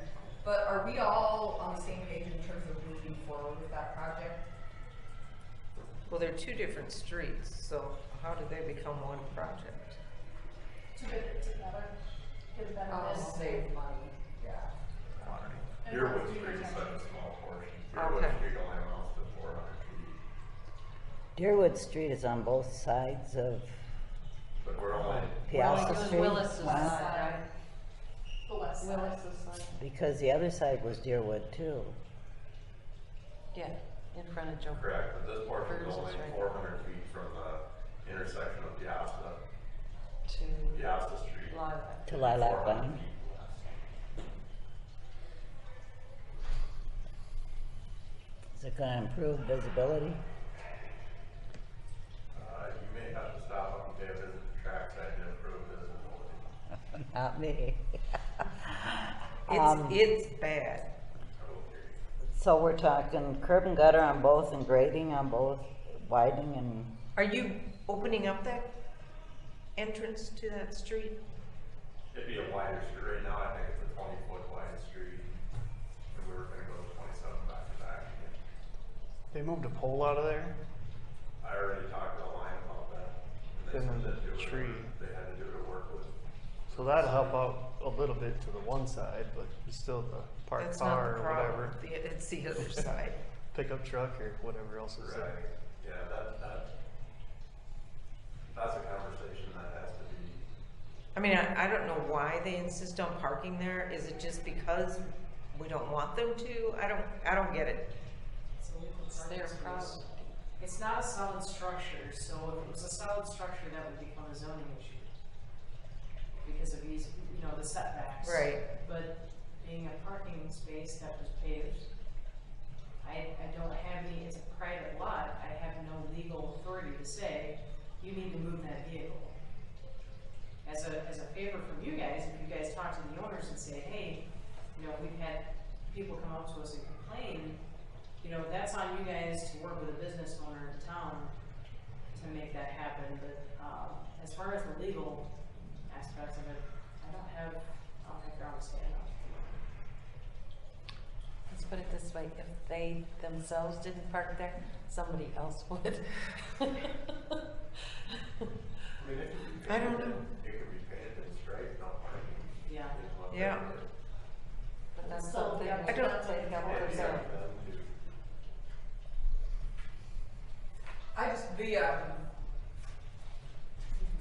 LTP county grant, transportation grant is due on Friday, so we were planning to apply for $25,000 for that project, but I just want to definitely don't want to put it in and then not get the grant and not do the project. And I realize we haven't had a lot of time to talk about it, and it was just, it's been. But Deerwood has to be done. Yeah. Yeah, I mean, it seems like obviously they're both beneficial projects, I just wanted to make sure Yep. I wasn't jumping in. And Brady has to be done. so are we doing all of Brady Street then? All the way up, curb and gutter and where are you gonna? There'd be some storm sewer down on the bottom, like wires. Yeah, and we gotta have the storm sewer on the bottom, but what are you gonna do at the top then? So are we taking the entire road out, or are we just gonna put curb and gutter in? Hopefully curb and gutter and overlay. Okay. And widen it probably. Mhm.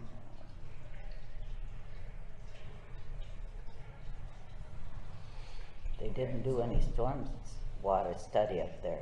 They didn't do anything on Brady Street. There were no studies done, I think everybody just directed their own water up there, so I don't know what you're gonna find. You wanna, get an engineer involved and do a bunch of storm. No. Stormwater's gonna get expensive. No. It's just, it's not a subdivision, it's not laid out. I don't know what you're gonna find for, I don't know what you're gonna find when you get started is all. And that deal with Ray and, down on Tennis Lane, they had to fix their drains and all that afterwards, and I hate to see us run into that, if we can avoid it, that's all. But they're in the city.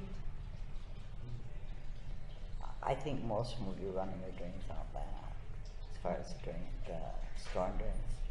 But as far as the street, I don't know what you're gonna do there. I don't. Run down the street and collect it at the bottom. That's what he said.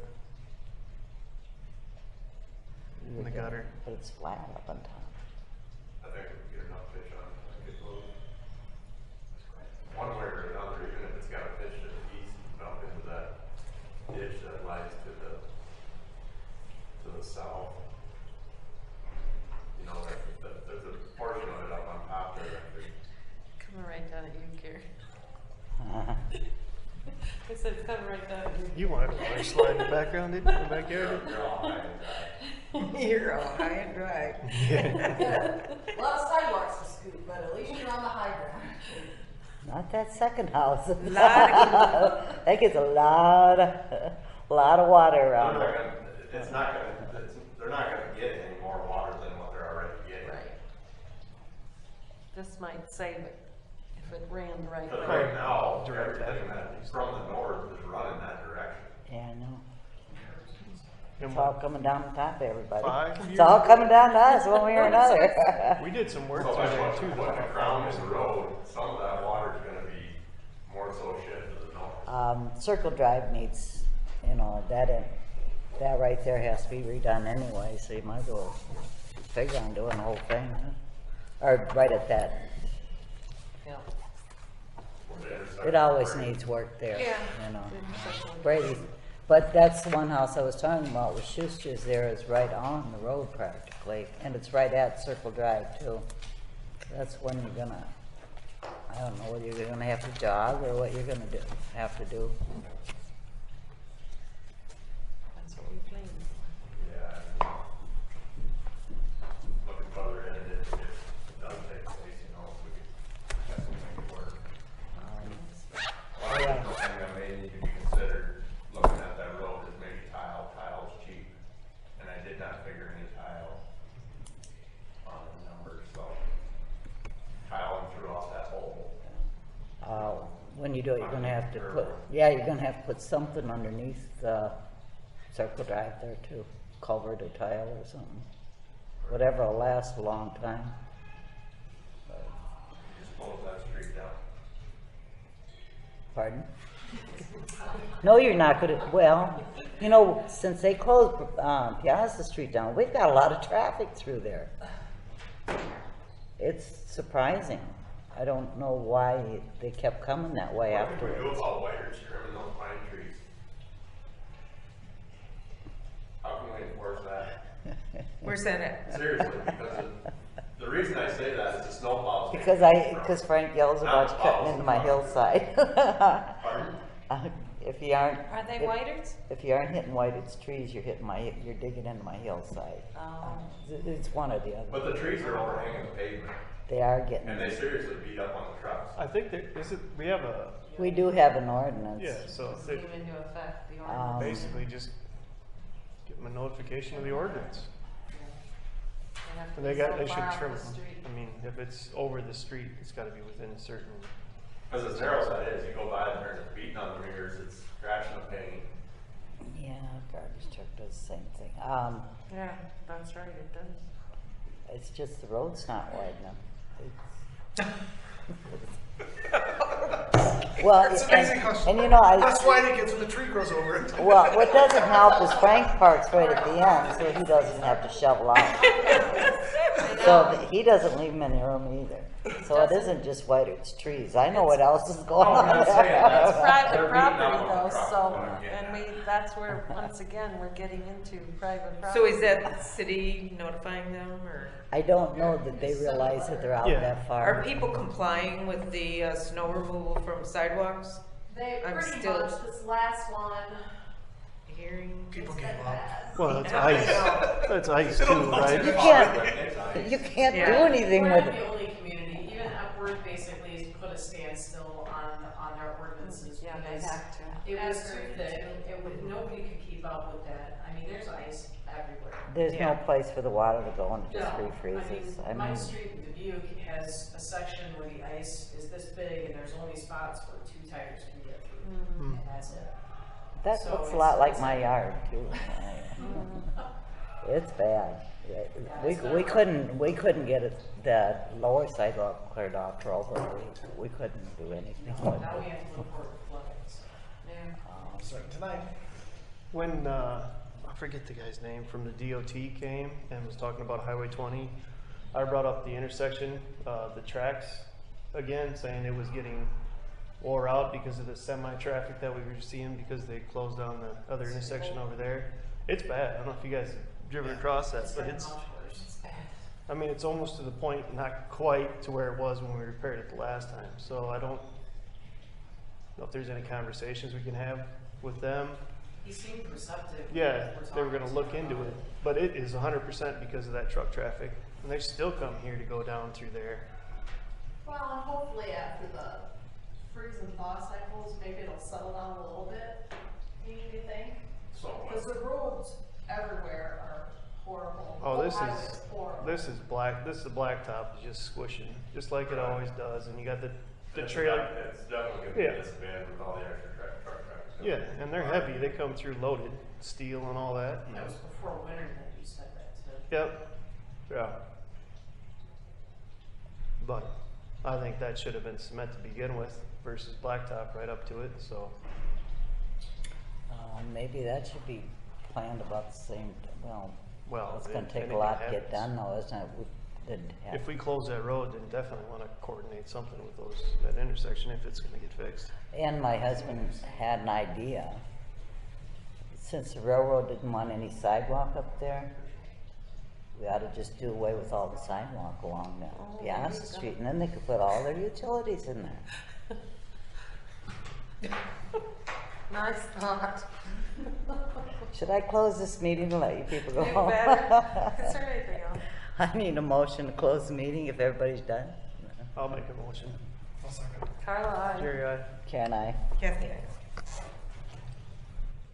John, John, aye.